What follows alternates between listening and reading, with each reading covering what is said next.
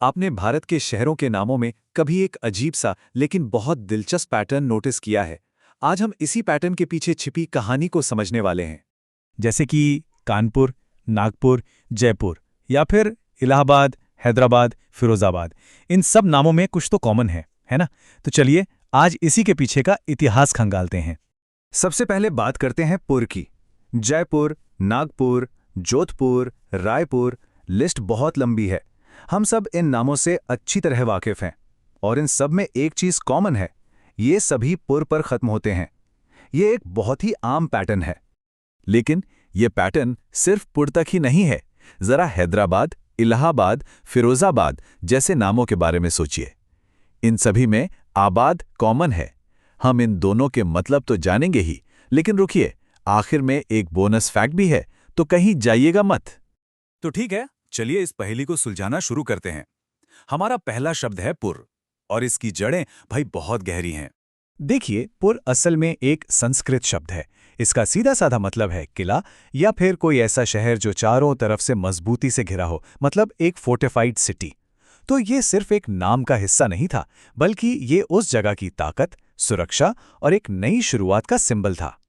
और पता है, ये शब्द कितना पुराना है? ये वाकई हैरान करने वाली बात है। इसका इस्तेमाल ऋग्वेद में मिलता है, यानी आज से लगभग 3500 साल पहले।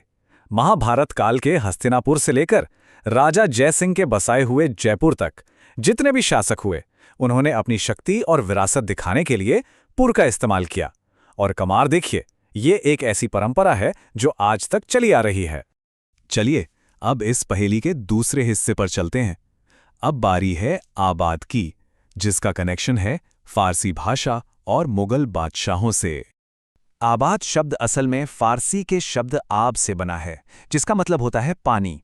तो आबाद का मतलब हुआ एक ऐसी जगह जहां आसपास पानी हो, जहां खेतीबाड़ी हो सके, मतलब एक बसने लायक प्रॉस्परस जगह।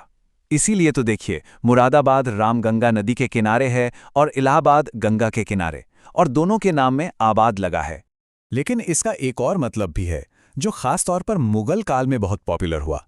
बादशाहों ने क्या किया, उन्होंने शहरों का नाम अपने नाम पर रखना शुरू किया और पीछे जोड़ दिया आबाद। ये एक तरह से उस जगह पर अपनी स्टैंप लगाने जैसा था, अपनी हुकूमत का निशान। इसका एक बेहतरीन उदाहरण है उत्तर प्रदेश का फिरोजाबाद शहर, जिसका नाम फिरोज शाह के नाम पर रखा गया था। तो जैसा वादा किया था, अब आ गया है बोनस फैक्ट का टाइम।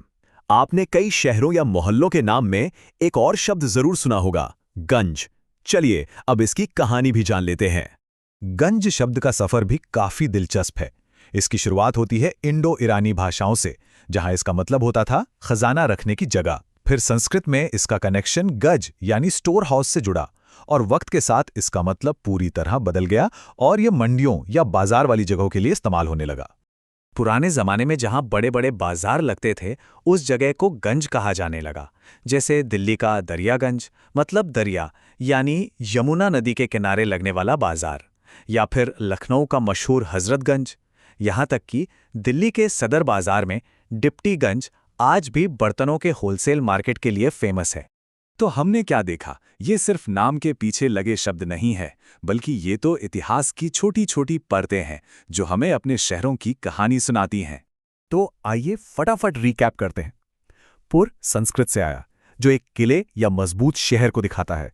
आबाद फारसी से, जिसका मतलब है पानी वाली जगह या किसी शासक का बसाया शहर। और गंज, जो कभी खजाने का प्रतीक था, अब एक हलचल भरे बाजार का। तो अगली बार जब किसी शहर का नाम सुने, तो एक पल के लिए रुककर जरूर सोचेगा, आखिरकार हर नाम के पीछे एक कहानी होती है। क्या पता आपके अपने शहर का नाम कौन सा राज छिपाए बैठा है।